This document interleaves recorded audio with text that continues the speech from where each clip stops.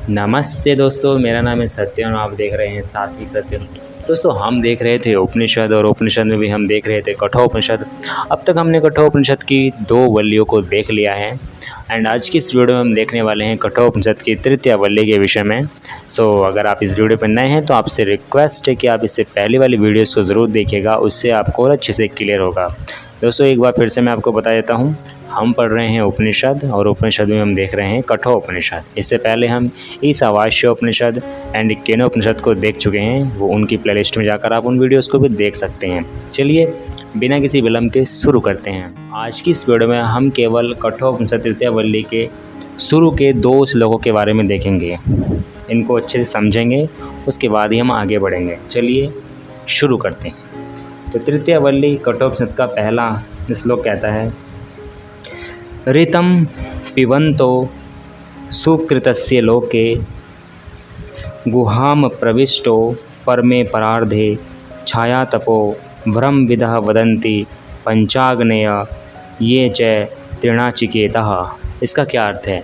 दोस्तों देखो, इसमें ऋतम का मतलब होता है सत्य, यथार्थ ज्ञान, ठीक है। पिबन्तो मतलब पान करना, पीना, ठीक है। अब मैं सबसे पहले आपको एक बात बता दूं, ये जो श्लोक है इसमें 2 चीज़ों के बारे में बताया जाएगा, कर्म कांड के विषय में और ज्ञान कांड के विषय में। इसको हम ऐसे समझ सकते हैं, कुछ लोग ऐसे होते हैं जो कर्म कांडी होते हैं, कुछ ऐसे होते हैं जो ज्ञान कांडी होते हैं। आई मीन टू से, कुछ कर्म पे अधिक जोर देते हैं, कुछ ज्ञान पे अधिक जोर देते हैं। ये कहते हैं जो कर्मवीर होते हैं। कुछ ऐसे लोग होते हैं जो सिर्फ कर्म को ही करते रहते हैं, जो सिर्फ कर्म में बिलीव करते हैं, जो सिर्फ कर्म करने में विश्वास करते हैं। और कुछ ऐसे भी होते हैं जो कर्म करने पर तो करते हैं विश्वास, लेकिन उससे ज़्यादा वो ज्ञान में अधिक विश्वास करते हैं, ज्ञान में अधिक बिलीव करते हैं, नॉलेज में अधिक बिलीव करते हैं, तो उनको हम ज्ञान कांडी बोलते हैं। और जो कर्म में करते हैं उनको हम कर्म कांडी बोलते हैं, है ना।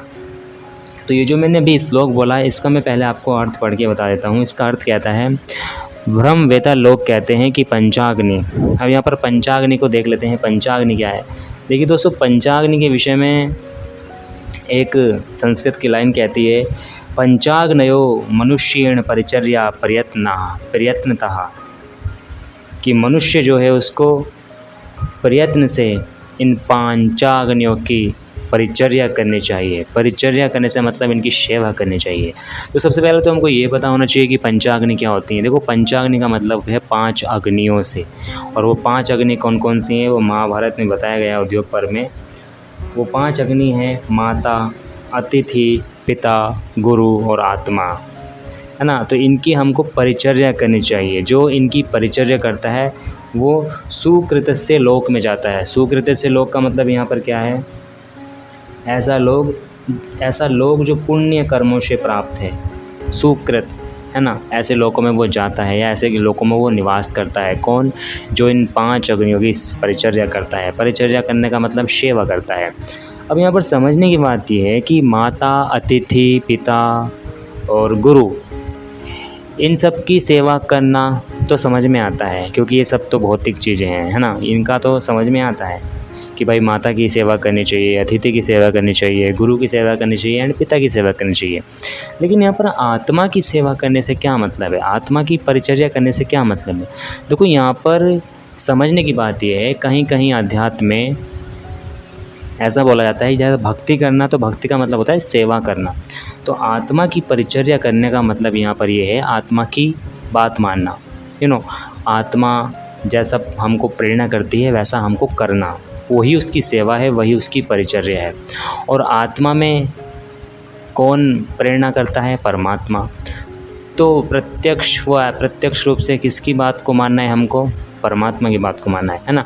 तो परमात्मा की भक्ति करना, या परमात्मा की बातों को मानना, या परमात्मा ने जो जो बातें हमको वेदों में बताई हैं उनको फॉलो करना, उसी के हिसाब से अपना जीवन जीना, तो इसको हम कह सकते हैं कि ये हो गया आत्मा की परिचर्या करना, ये हो गया आत्मा की सेवा करना, ठीक है।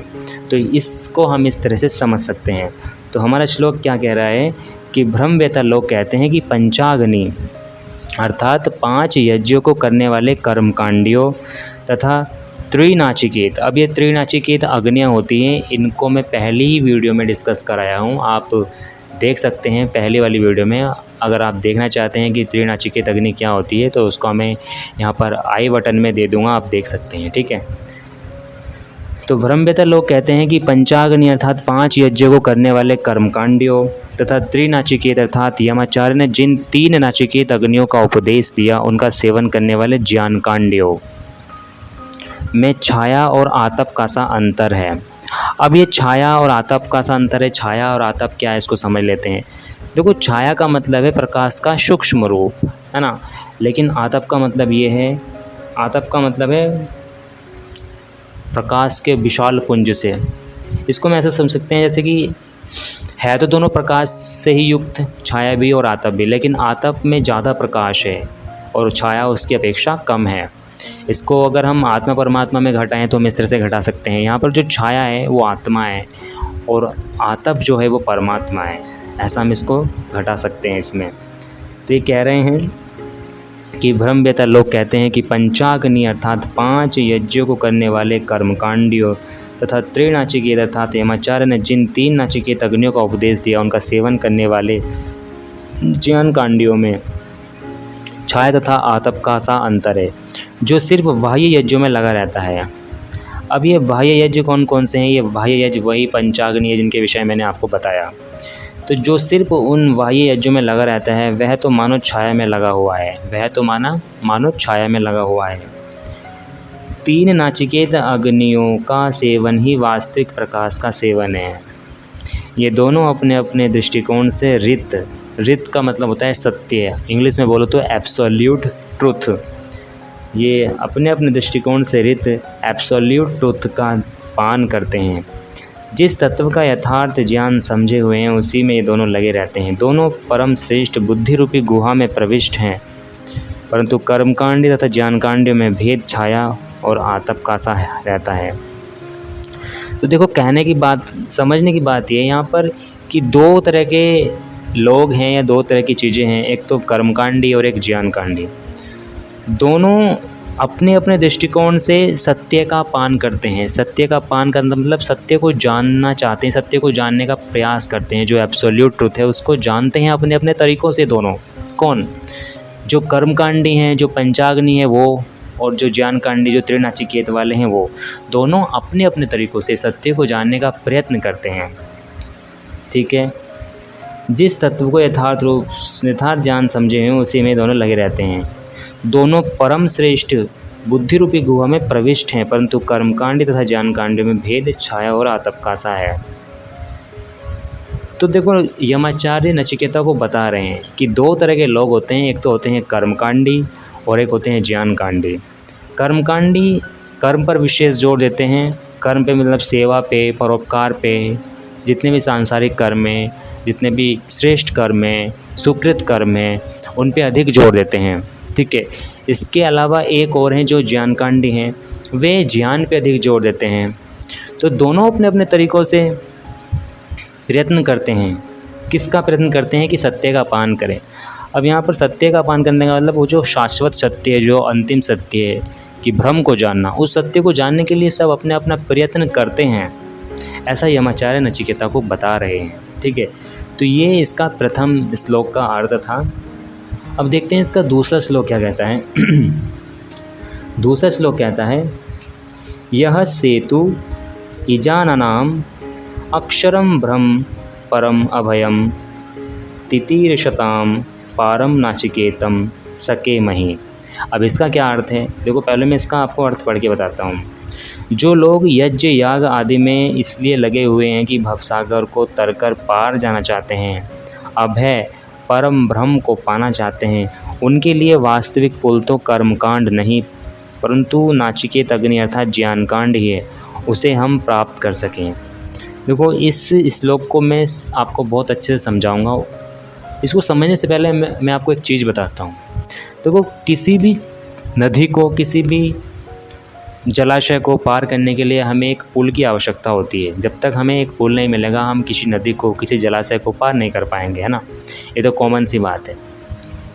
अगर इसको हम आध्यात्मिक उसमें देखें, अगर इसको हम घटाएं इसमें, तो हमारा जो ये संसारिक रूपी जीवन है, हमारा जो जीवन है, ये एक नदी है और हमें इसको तरना है, कैसे न कैसे हमें इसको तरना है, हमें इससे पार जाना है।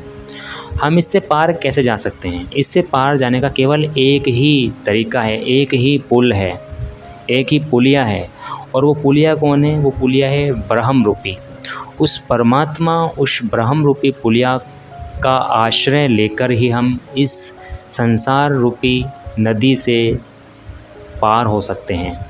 तो इस श्लोक में यही तो बताया जा रहा है कि दो तरह से हम पार होना चाहते हैं। जैसे जो लोग कर्मकांडी हैं, जो लोग यज्ञ याग आदि करते हैं, वे इसलिए लगे हुए हैं कि भवसागर को तरकर पार जाना चाहते हैं, अभय परम ब्रह्म को पाना चाहते हैं। उनके लिए वास्तविक पुल तो कर्मकांड नहीं, परंतु नाचिकेत अग्नि अर्थात ज्ञानकांड ही है, उसे हम प्राप्त कर सकें। तो देखो, समझने की बात यह है, किसी भी नदी का कोई किनारा होता है और उस कोई भी किनारा होता है, ज़रूरी थोड़ी है कि हम किसी किनारे पर पहुंच रहे हैं तो वो किनारा हमको सुरक्षा ही प्रदान करे, या हो सके उस किनारे पर पहुंचकर हम सुरक्षित महसूस करें, ऐसा थोड़ी हो सकता है। हो सकता है उस किनारे पर कुछ ऐसे अन्य जीव जंतु रहते हों जिनसे हमें खतरा हो, जिनसे हमें संकट हो, ऐसा भी तो हो सकता है ना। लेकिन यहाँ पर इस संसार को तरकर हम जिसके द्वारा जाना चाहते हैं, परमात्मा रूपी पुल का आश्रय लेकर हम इस संसार को तरना चाहते हैं और एक ऐसे किनारे पर पहुंचना चाहते हैं जहां पर अभय हो। अभय का मतलब समझ रहे हो? जहां पर कोई डर ना हो, कोई प्रॉब्लम ना हो। इसमें श्लोक में आया ना, अभयम तितीर शताम, तैर कर पार जाने की कामना वाले, पारम पार नाचिकेतम ज्ञानाग्नि को सके मही समर्थ होवे। तो ये इसका अर्थ है। देखो, उम्मीद करता हूँ कि आपको कुछ समझ में आया होगा, इसीलिए मैंने 2 श्लोकों के विषय में आज देखा। दोस्तों, उम्मीद करता हूँ कि मैंने जो कुछ भी आप लोगों के समक्ष प्रस्तुत किया आप लोगों को समझ में आया होगा। अगर आप लोगों को समझ में आया हो तो बहुत अच्छी बात है। आगे हम देखेंगे तृतीय वल्ली का 3रा श्लोक अगली वीडियो में। तब तक के लिए आप बने रहिए। अगर आपको वीडियो अच्छा लगा हो तो आप वीडियो को लाइक कर सकते हैं। चैनल पर अगर आप नए हो तो चैनल को सब्सक्राइब कर सकते हैं। मैं मिलूँगा आपसे अगली वीडियो में, तब तक के लिए आप अपना ध्यान रखिए। Take care of yourself. Thank you so much for watching me. Have a good day. ओम सच्चिदानंद ईश्वराय नमो नमः।